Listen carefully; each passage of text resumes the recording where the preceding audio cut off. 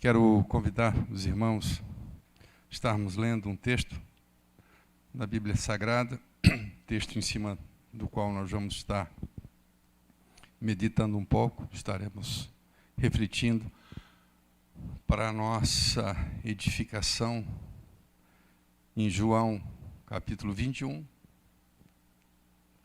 Evangelho de João, capítulo 21.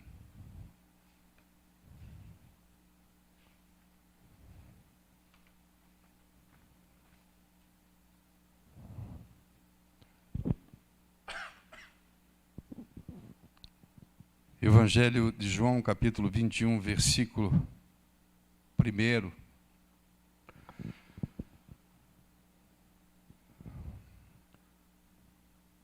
Diz assim o texto sagrado: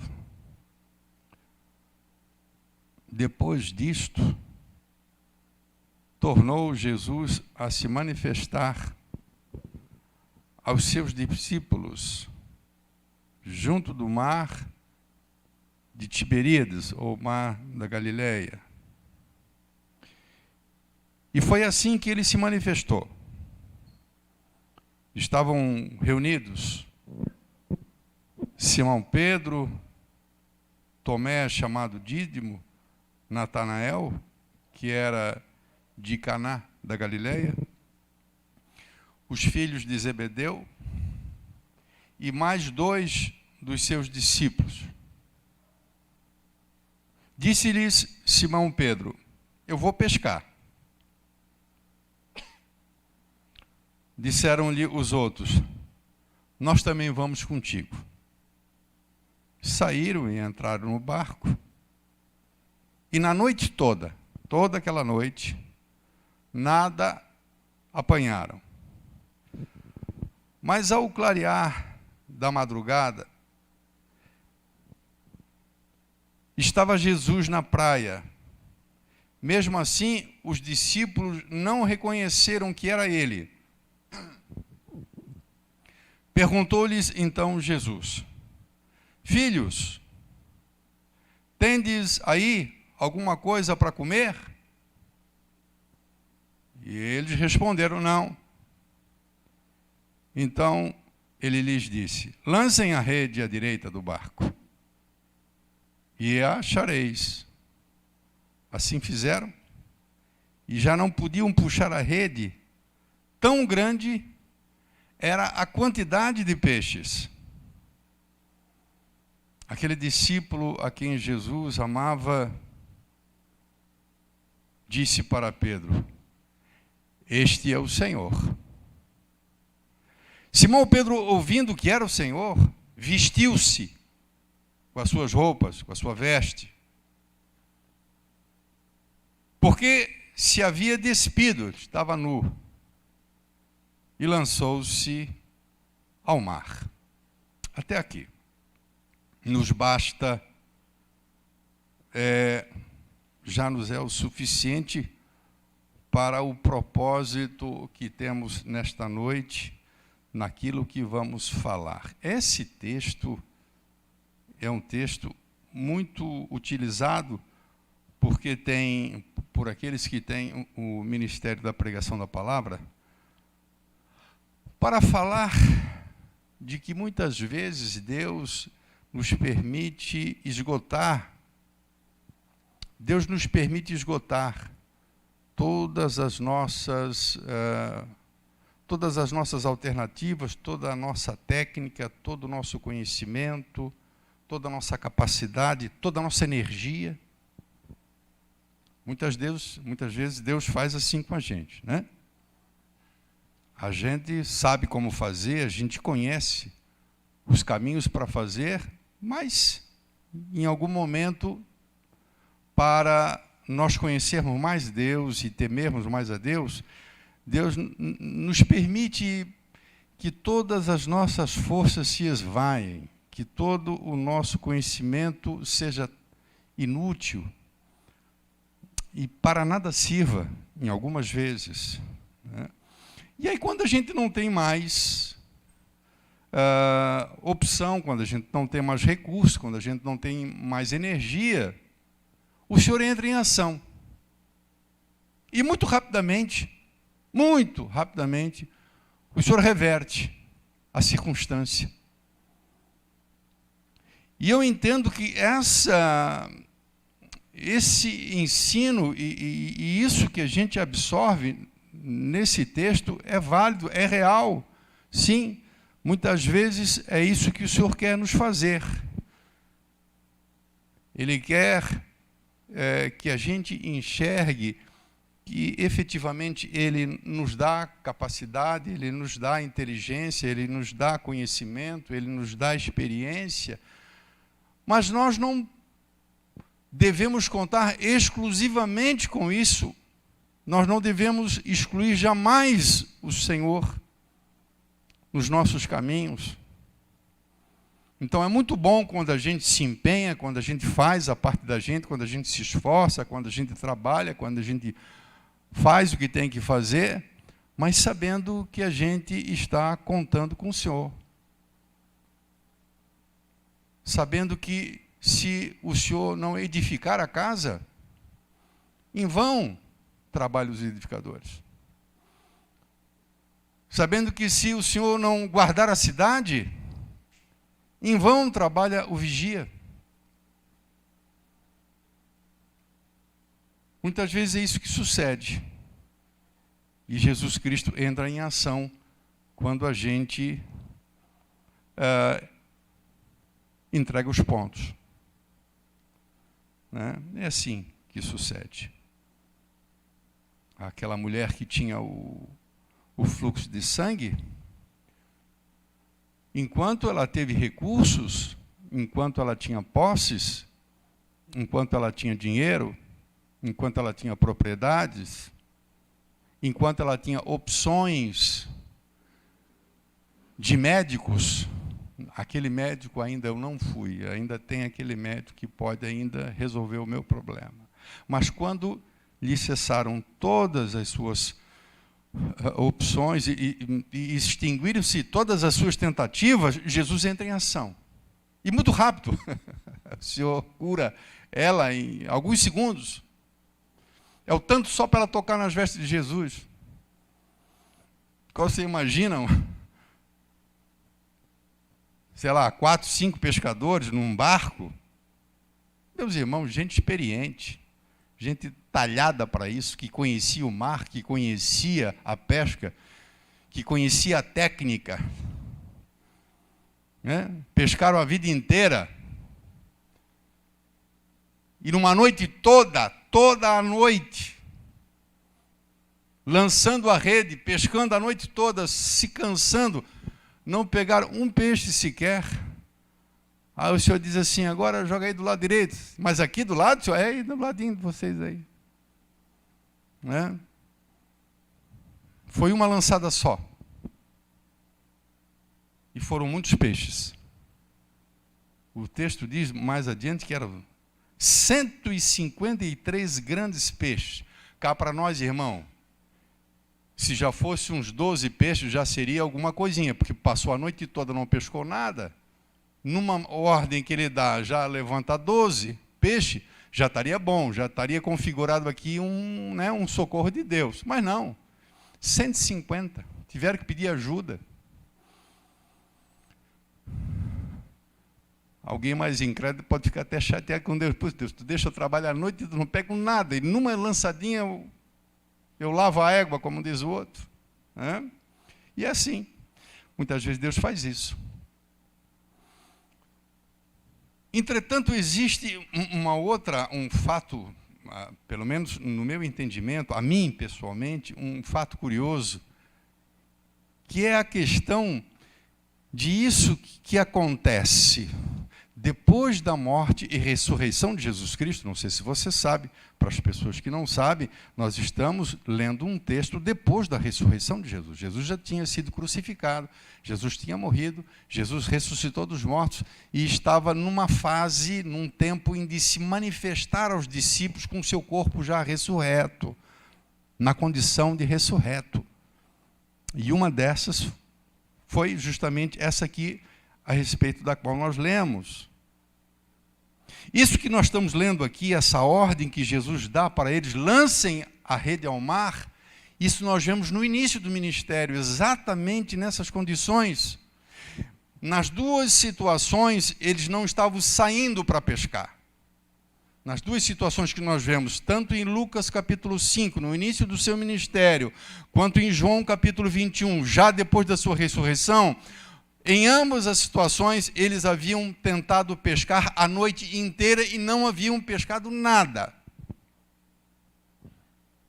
Qual é o sentido, né, de Jesus manifestar uma situação como essa, ou de realizar um milagre como esse, semelhante exatamente quando no início do seu ministério, quando eles ainda não o conheciam, né?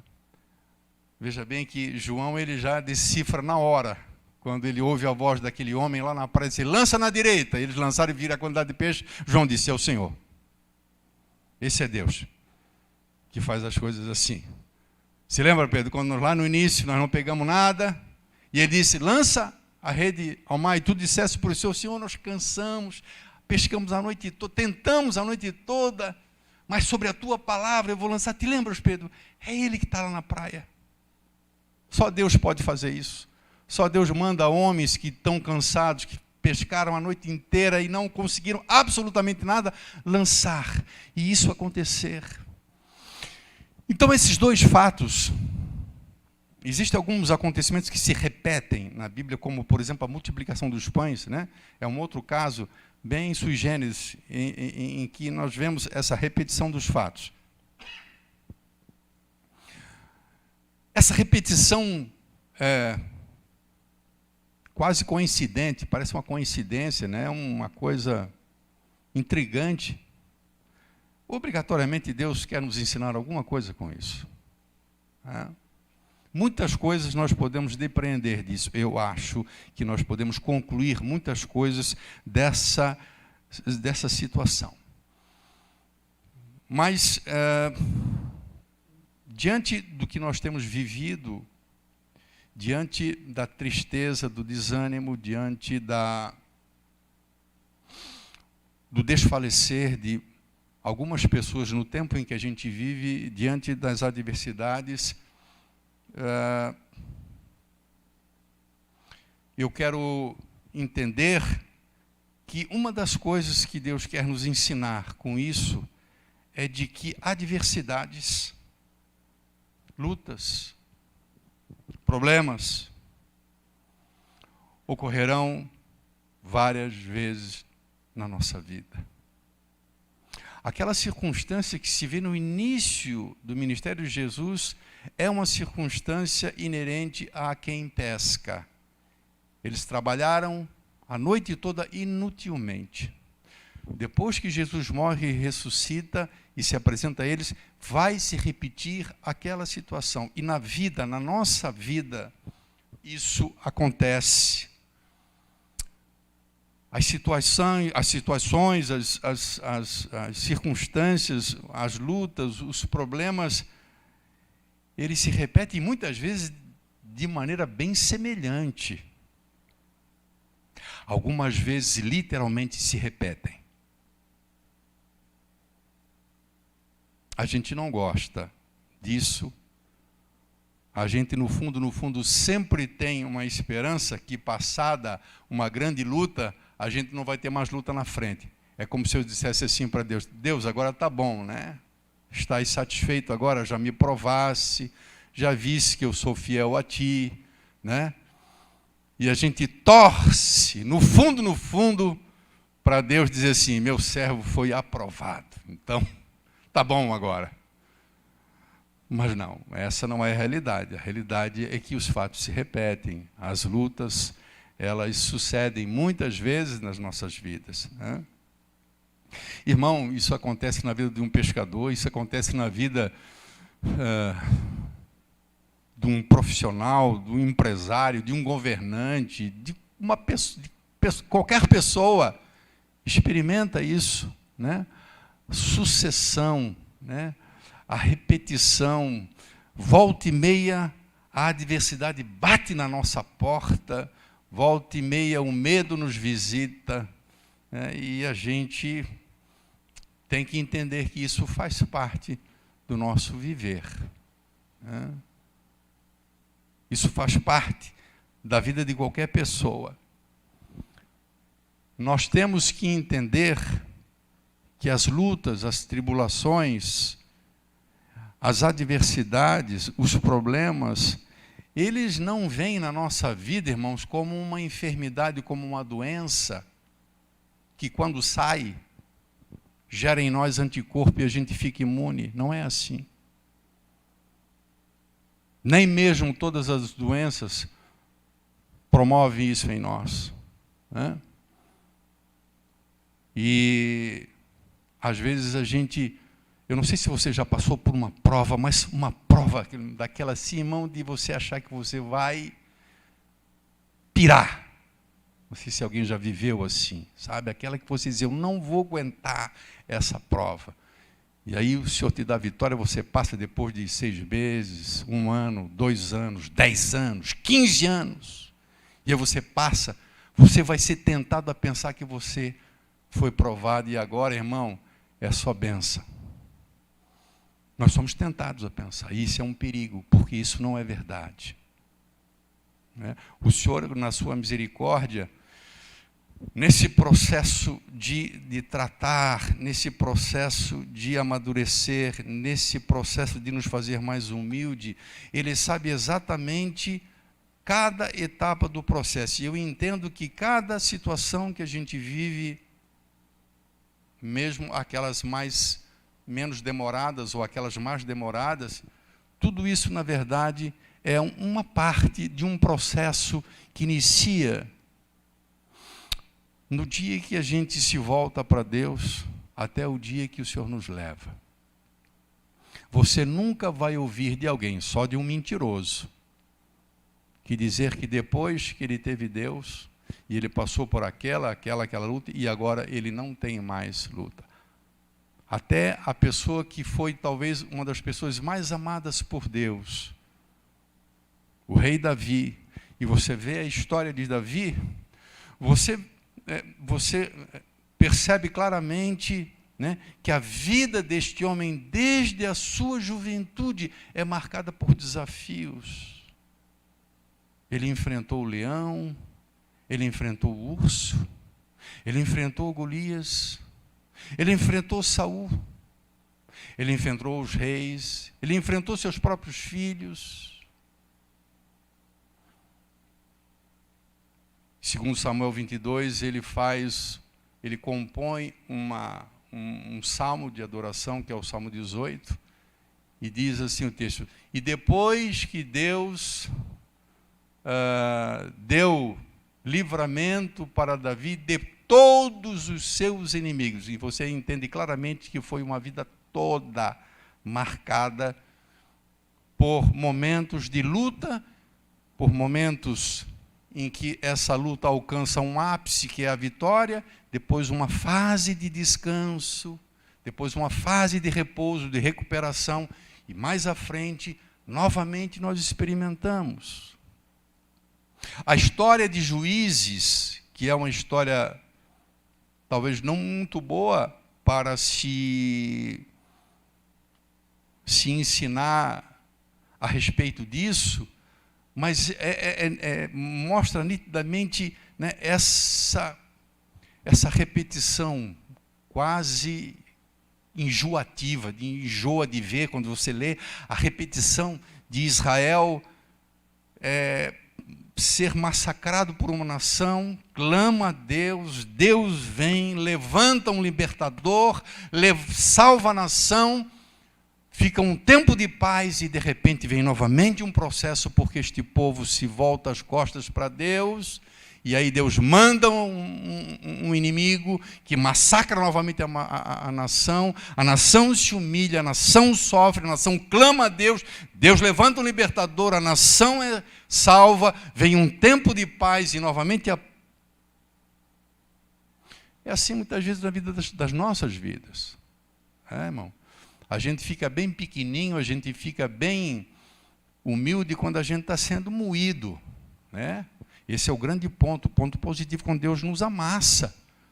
Mas quando a gente sai da prova, irmãos, e a gente sai fortalecido, não é raro, não vou dizer que sempre, mas não é raro alguém, né, esquecer tudo aquilo que passou e novamente, daqui a algum tempo, precisar novamente de um amasso. Ser moído mais um pouco. Jesus Cristo, ele disse que nós passaríamos nessa vida por aflições. João 16:33, independentemente de eu ser uma pessoa que sou fiel a Deus ou sou infiel a Deus, de eu ter uma grande fé ou de ter uma pequena fé, independentemente de qualquer situação, Jesus Cristo disse que nesta vida nós haveremos de ter tribulações, passaríamos por aflições. E eu abro um parêntese que ele está falando no plural.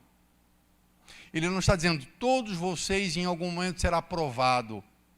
Cada um de vocês, num determinado momento da sua vida, você será provado. Não, ele disse, vocês vão passar nessa vida, nesse mundo, por tribulações, por lutas. Isso não deveria trazer em nós, de maneira nenhuma, um sentimento, sabe, de inconformismo, de tristeza. Ao contrário, isso deveria ser um alerta para nós, de mantermos sempre uma atitude humilde. Especialmente quando a gente sai da prova e a gente experimenta um tempo de refrigério.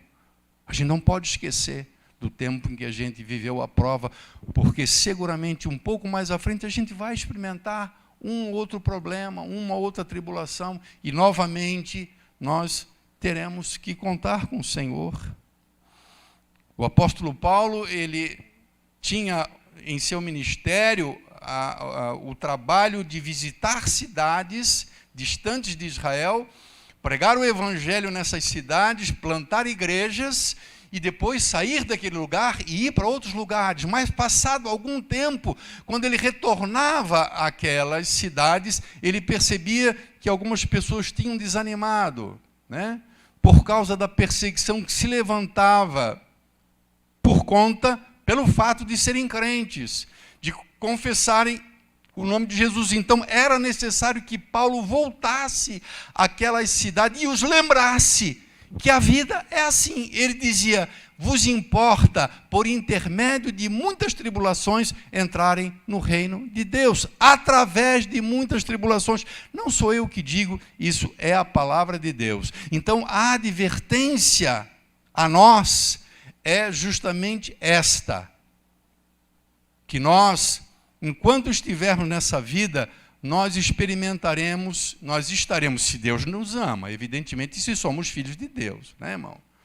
Se nós estamos fora do cuidado de Deus, se Deus não está cuidando de nós, se Deus não está nos ensinando, se Deus não está nos tratando, nós esquecemos isso. Essa verdade é para quem é filho. E filho é ensinado, é moldado, é trabalhado. Não esqueça você que nós temos uma natureza caída. E ela precisa ser mortificada, nós precisamos aprender, nós precisamos crescer.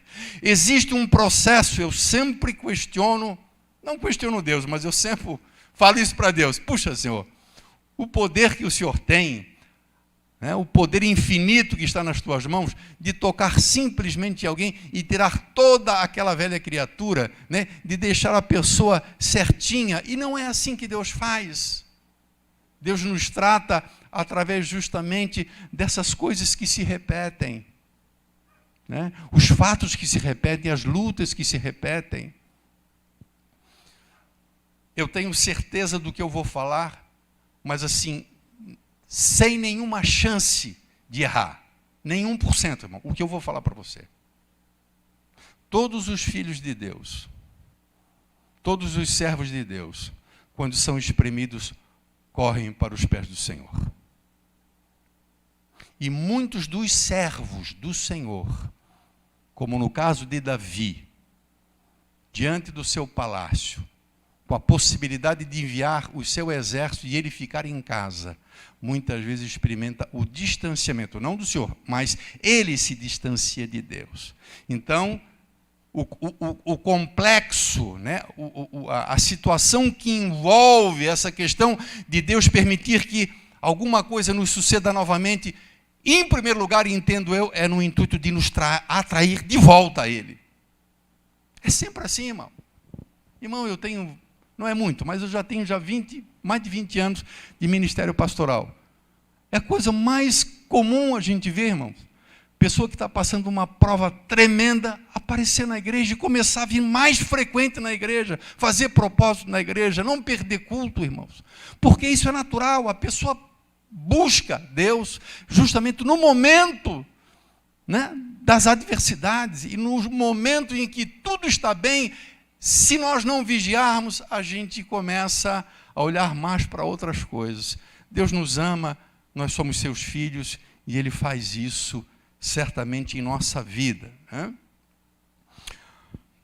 Talvez o exemplo aonde mais a gente possa perceber que essa é a realidade dos servos de Deus, de experimentarem muitas adversidades durante todo o transcurso de sua vida, é no caso do apóstolo Paulo, né? Quando ele relata ali na sua segunda carta aos Coríntios, no capítulo de número 11, e no versículo de número 24, ele vai falar o que ele sofreu durante toda a sua, ou boa parte do seu ministério. Ele não estava ainda bem aqui no final do ministério, né? Mas já tinha transcorrido um bom tempo. E o que a gente mais vê na vida de Paulo é a repetição de fatos, literalmente repetidos. 5 vezes recebia açoite dos judeus. Não foram 2, irmãos. Claro que eu não posso usar o exemplo de Paulo como uma regra para a nossa vida, mas eu não posso usar como regra no sentido de que nós seremos açoitados como ele foi, mas nós haveremos sim de passar por lutas como ele passou. 1, 2, 3, 4, 5, eu não posso contar quantas lutas eu passei, né? Às vezes eu estou falando com Deus e começa a vir coisa de 10 anos atrás, 12 anos, 20 anos atrás, de quando eu me converti.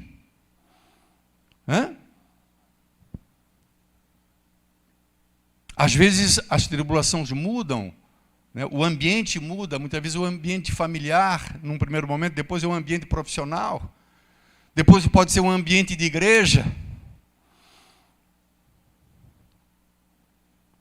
O apóstolo Paulo diz em 2 Coríntios 11, ele diz assim: eu fui 5 vezes açoitado, com uma quarentena menos 1. O que significa uma quarentena menos 1? 39. Na verdade, existia um limite até do açoite, porque a pessoa podia até desfalecer, morrer, numa pena de açoite. Ele foi 5 vezes açoitado. 3 vezes fui fustigado, com vara. Né? Ele recebeu varada 3 vezes. Uma vez ele foi apedrejado. Ainda bem, né? Apedrejado foi uma vez só. Né? Mas açoitado ele foi 5. Né? Naufrágio, 3 vezes, irmão. Repete-se. Um dia na voragem do mar. Em voragens, poucas vezes, ou uma vez não. Em jornadas, muitas vezes. Em perigos de rios, em perigo de salteadores. Então, em trabalhos de fadiga, versículo 27, em vigílias, muitas vezes, em fome e sede, em jejum, muitas vezes, ele insiste em muitas vezes. Parece que esse texto justamente nos fala sobre isso, né? De que nós temos que entender que na nossa vida essas coisas se repetem, assim como também as alegrias também se repetem. Porque senão a vida seria amarga demais se Deus, né, nos concedesse só tratamento, mas Deus nos dá também o tempo de festa, o tempo de gozo, os tempos de conquistas. Mas, normalmente, os momentos que nos edificam e nos dão crescimento não são os momentos de alegria, os momentos de festa e os momentos de conquista. O que normalmente nos forja, o que normalmente nos fortalece, o que normalmente nos faz mais humilde e mais dependente de Deus, são os momentos quando nós trabalhamos a noite toda, lançamos a rede e não pescamos nada. Esse é um lado. Imagine você se eu concluísse a mensagem aqui, né, irmãos? Puxa vida, como ficaria ruim. Mas existe o outro lado, irmãos. Esses homens, por duas vezes, eles tiveram essa experiência com o Senhor. Uma lá no início, trabalharam, mas também isso acontecia, né? Trabalharam a noite toda. E aí vem Jesus. Jesus diz, lança agora em alto mar. Poxa, Senhor, faz favor, Senhor. Eu estou que não me aguento em pé aqui, Senhor. Por favor, deixa eu ir para casa. Eu quero descansar. Essa não está perdida. Senhor, tu és um baita de um pregador, Senhor. Tu sabe as coisas, tudo. Tu conhece a lei. Mas, pô, o pescador aqui sou eu, Senhor. Pá, joga lá, Pedro. Joga lá. Ele vai e joga. Ele levou talvez meia hora, não sei, o tanto, pegar o barco um pouco para fora e jogar a rede. E já puxar. Né? Meia hora.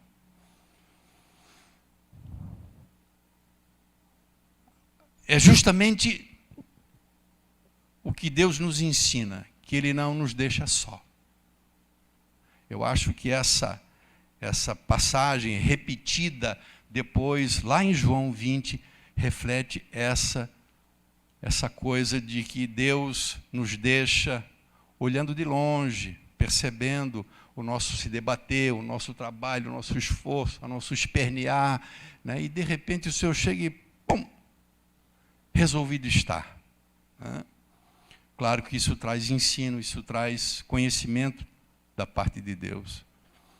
Uma vez eles estavam numa tempestade, estavam com medo, estavam aterrorizados, estavam apavorados. Jesus se levanta e diz, acalma, vento. Mar, quieta-te, mar. E aí tudo virou. Aí Pedro diz, quem é esse? Que até a natureza, até o vento e o mar lhe obedecem. Tem um ensino, tem uma coisa de Deus ensinar. Né? Então essa repetição de fato, ela nos diz o seguinte, se por um lado, olha só, presta atenção, irmão. Se por um lado as lutas se repetem, por outro lado, a presença do Senhor, o socorro de Deus, também se repete. Imagine você, irmão, e esse é o grande ensino de Deus, para que a gente não desfaleça na próxima luta, para que quando a gente chegar na próxima luta, a gente se lembre da penúltima, na antepenúltima, e o Espírito Santo possa nos dizer, te lembra, quando você estava naquela situação? Às vezes nós precisamos ser lembrados. Jesus chega para os discípulos, olha, tome cuidado com o fermento dos fariseus. E aí Pedro diz, ele está falando isso aí por causa do... Nós não trouxemos pão. Aí Jesus, o que vocês estão falando? Não, pois é, senhor. O senhor está dizendo aí que nós precisamos tomar cuidado com o fermento dos fariseus. Ele está falando da doutrina, o ensino dos fariseus. Né? Vocês estão preocupados se vai faltar pão? Depois de eu ter feito 2 multiplicações, porque foi logo em seguida, irmão. Ele faz a primeira multiplicação de pão, ele faz a segunda multiplicação de pão, e ele chega no mar, ele chega no barco e diz, olha, cuidado com o fermento dos fariseus. E eles ficaram tão preocupados, pô, nós não trouxemos pão, eu acho que pode dar problema. Vocês estão preocupados ainda? Vocês não se lembram do que eu já fiz? Então, essa verdade de que se Deus está comigo hoje, Ele me ajuda hoje, Ele me dá graça hoje, Ele me fortalece hoje, Ele me faz passar hoje por essa situação, por essa prova, amanhã Ele vai estar novamente comigo. Ele vai me ajudar novamente, Ele vai me dar graça novamente, Ele vai me fortalecer novamente. E isso vai acontecer até o fim da minha vida. Ele vai manifestar a sua graça, a sua glória e o seu socorro, que é bem presente na hora da angústia e da tribulação. Socorro bem presente na hora da angústia. Ele é o nosso socorro, Ele é a nossa fortaleza. Ele é o nosso refúgio, diz o Salmo 46. Então, se é uma verdade que hoje eu estou sendo provado e daqui a algum tempo você novamente, a mesma verdade diz que Ele está comigo hoje e vai estar lá novamente comigo. Eu não sei qual foi a melhor oração que você fez na sua vida. Não sei se você consegue se lembrar. Eu não sei se você consegue, se você tem essa consciência de qual foi a sua melhor oração. Não estou falando, irmãos, no fluir das palavras, não estou falando no vocabulário, não estou falando na perfeição das palavras, não. Aquela que você se levantou e você disse, meu Deus do céu, aqui é Deus comigo. O que é isso, rapaz? Qual foi a melhor oração? Não foi no momento de mais prova que você estava passando? Não foi no momento que você estava feliz, que você ganhou aquele emprego, que você comprou o teu carro, que você comprou a tua casa, não. Aí você está com os filhos, você está com os amigos. Aquele momento mais gostoso com Deus, onde você sente o céu descer, é no momento da prova. É no momento da luta, da adversidade. Por isso, Deus sim, Ele nos permite passar, não uma nem duas, mas muitas vezes. Assim foi com Davi. Cada salmo que Davi compunha, talvez fosse um no meio da luta, e outro quando ele saía da luta. O nome de Deus era glorificado. O nome de Deus era louvado. Jesus disse, no mundo tereis aflições, no plural. Mas a palavra de Deus diz, Deus é o nosso refúgio e fortaleza, socorro permanente nas tribulações, no plural também. Nós temos muitas lutas, mas o Senhor nos socorre sempre. E socorrer sempre não significa absolutamente te privar da luta. Te livrar da luta, te abençoar, te dar vitória, te dar, estar com você não significa absolutamente que Ele simplesmente te priva, te tira. Não! Muitas vezes você vai lá dentro da fornalha. Você não é livre fora. Muitas vezes é lá dentro. Irmãos, e às vezes você passa tudo que tem que passar. Às vezes é que nem aquele biscoito. O biscoito é aquela peça do cerâmica, né, da cerâmica, e entra cru. Ele entra cru dentro daquele túnel, irmão, e o túnel tem 200 e poucos metros.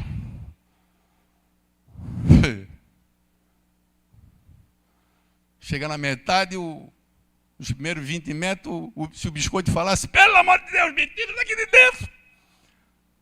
Não, vai mais ainda. E ele sai lá do outro lado. O livramento de Deus, irmãos, eu quero que você entenda, muitas vezes o livramento se restringe, e é demais isso, ao fato de Deus nos dar graça para nós passarmos por tudo. Ele pode nos tirar, já no começo. Sim, claro, é Deus. Eu acho que quando Deus nos tira, sempre no começo, nós sempre vamos ficar medrosos. Cada vez que for, Senhor, ele pum, tira. Calma, filho, eu vou deixar tu passar. Eu estou contigo, vai. Ai, Senhor. Vai. Putz, não acredito, passei, rapaz. Então, estás pondo para outra? Não, agora, Senhor, mais na frente. Se o Senhor nos livrasse sempre, nós sempre seríamos covardes. Mas hoje você não é covarde, porque você já passou. O Senhor já te deu o livramento. Você diz que Deus, você sabe, você fala e diz que Deus é fiel, você é uma testemunha da fidelidade de Deus. E você pode falar como Davi, Ele me livrou do urso, Ele me livrou do leão, Ele vai me livrar do Golias, do gigante. Eu tenho a experiência. O Senhor me livra do leão. Tá bom, tira o leão. Ai, Senhor, agora é o urso. Tá bom, sai do urso. Ai, Senhor, o gigante. Tá bom, tirei do gigante. Não, irmão. sempre medroso. Precisamos experimentar um pouquinho a força do fogo.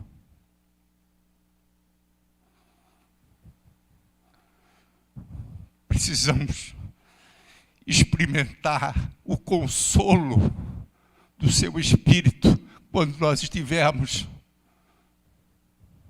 cansados e dissermos: Senhor, não tenho nem mais força no braço para lançar essa rede, estou cansado. A rede é muito pesada, Senhor, estou com sono, cansado, a noite toda, nem um peixe. Pedro, só mais uma vezinha só.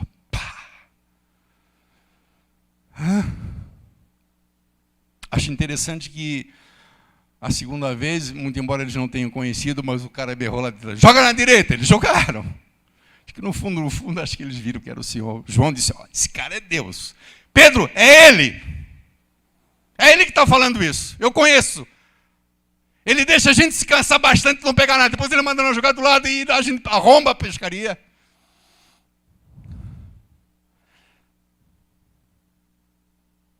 O Salmo 34, 19, ele nos diz que muitas são as aflições, muitas, Romualdo, muitas. Você teve muitas lutas, não teve? Teve. Todos nós temos. Todos nós temos. Muitas. Mas diz o Salmo, mas de todas o Senhor o livra. O Senhor está conosco. O Senhor não nos abandona.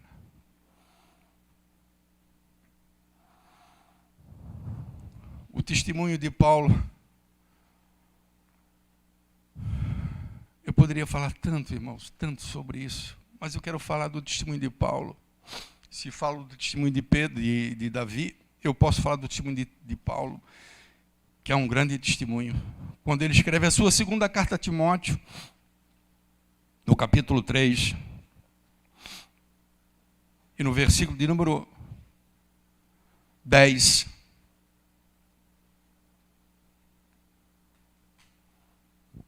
aleluia, glória a Deus.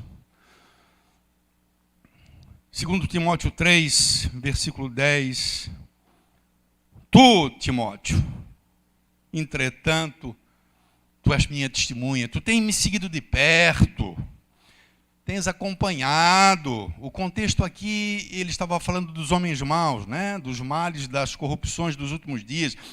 Ele estava falando primeiramente para Timóteo que existia homens egoístas, avarentos, jactanciosos, arrogantes, blasfemadores, desobedientes aos pais, ingratos, irreverentes, afeiçoados, implacáveis, caluniadores, sem domínio, cruéis, inimigos do bem, traidores, atrevidos, infatuados, mais inimigos dos prazeres do que amigos de Deus, tendo uma aparência de piedade, mas negando-lhe o poder. Foge dessas pessoas, não olha para elas. Mas tu, diz no versículo 10, tu, porém, Timóteo, tu és minha testemunha, tu tens me seguido, tu és meu discípulo, tu tens seguido de perto o meu ensino, tu tens visto o meu procedimento, tu conheces o meu propósito, tu conheces a minha fé, a minha paciência, o meu amor, a minha perseverança. E no versículo 11 ele diz, tu conheces as minhas perseguições e os meus sofrimentos, que me aconteceram em Antioquia, Icônio e Listra, que variadas perseguições eu tenho suportado, mas de todas, entretanto, me livrou o Senhor. A gente sempre pensa em Paulo como um cara massacrado, um cara triturado, um cara açoitado, um cara prisioneiro, um cara que enfrenta tempestade, tantas coisas. Mas o seu testemunho é, de cada uma dessas, o Senhor me livrou. Você pode ter certeza de uma coisa, quanto mais provado eu sou, quanto mais provado você é. Nós cantamos sobre isso hoje, a gente cantou cada vez que a minha fé é provada. Tu me dás a chance de crescer um pouco mais, é isso? É isso que nós estamos pregando, a gente canta, né? Mas muitas vezes não se apercebe. E a gente não quer, irmão.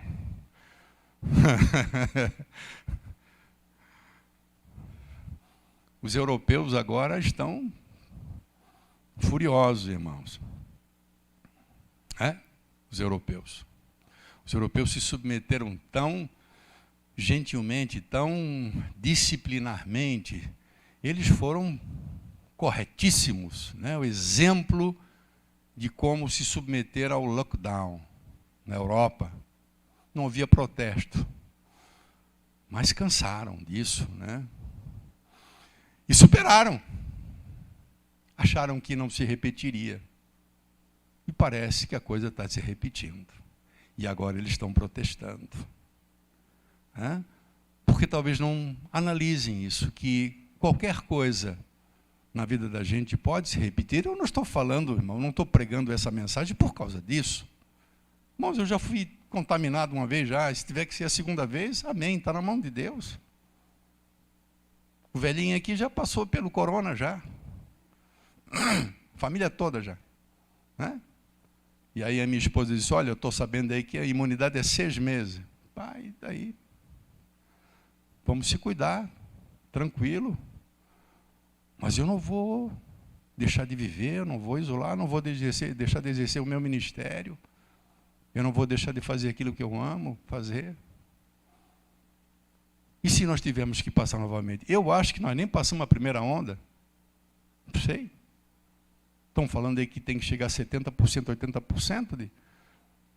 Acho que no Brasil não chegou a 10%, 5% não chegou ainda. O Brasil são quantos milhões de pessoas? 200? 200 milhões? Quantas pessoas foram infectadas? 1.700.000, né? Não foi isso? Faz a conta, vê quantos por cento dá.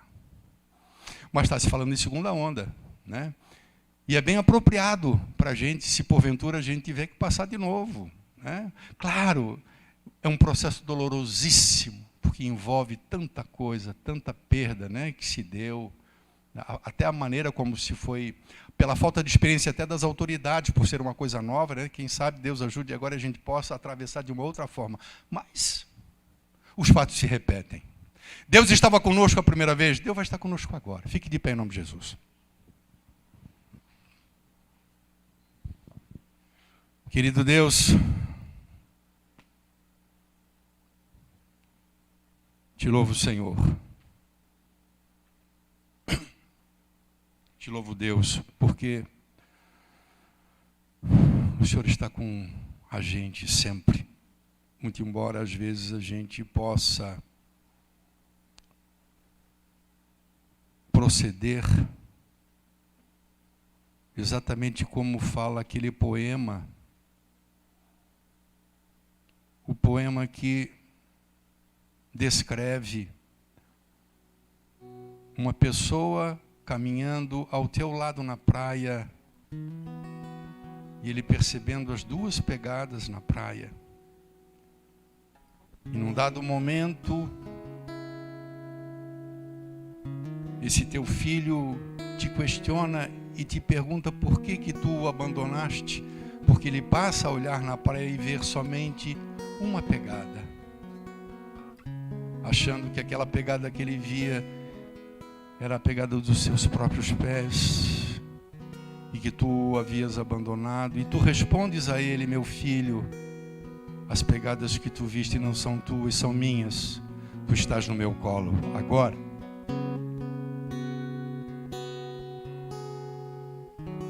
Ah, papai do céu, a única coisa que te peço agora, do fundo do meu coração, é que essa palavra possa ter entrado no mais profundo da alma, do coração de cada um dos teus filhos. Ajuda-nos, Espírito Santo de Deus, que nos fazes lembrar, não somente das coisas que Jesus nos ensina na sua palavra, mas como também nos faz lembrar das vitórias concedidas no passado, das lutas vivenciadas no passado, algumas das quais nem mais recordamos. Fazemos até questão de não recordá-las pela dor que experimentamos. Mas não podemos nos esquecer jamais que lá atrás não estivemos sozinhos. Não nos abandonaste lá atrás, ao contrário, nos seguraste por tua mão, quando não até nos seguraste em teu colo. Hoje, talvez, Senhor, a gente possa estar, alguns de nós possam estar novamente experimentando algo que gera medo, que gera preocupação, estresse. Que o teu Espírito Santo nos faça lembrar e que a tua voz ao nosso coração diga: filho, mais uma luta, mas também mais um socorro. Confirma, Senhor, eu te peço, em cada coração, em cada vida, esta palavra, para a nossa edificação, para o nosso crescimento, para a nossa perseverança até o fim. E acima de tudo e antes de tudo, Pai, para a tua glória, para teu louvor. Leva os teus queridos até os seus lares, falando-lhes ao coração, concedendo-lhes nesse momento especialmente paz aos seus corações. Nos dá, Senhor, uma semana gloriosa, uma semana que possa ser marcada pela tua presença, pela tua graça, pela tua ajuda, pela nossa gratidão, pela nossa oração e pelo nosso louvor. Leva, Pai, teus filhos na tua paz e na tua graça. Amém? E glórias a Deus. Amém, amado? Que Deus abençoe a sua vida, a sua família, a sua casa. Vá na paz do Senhor.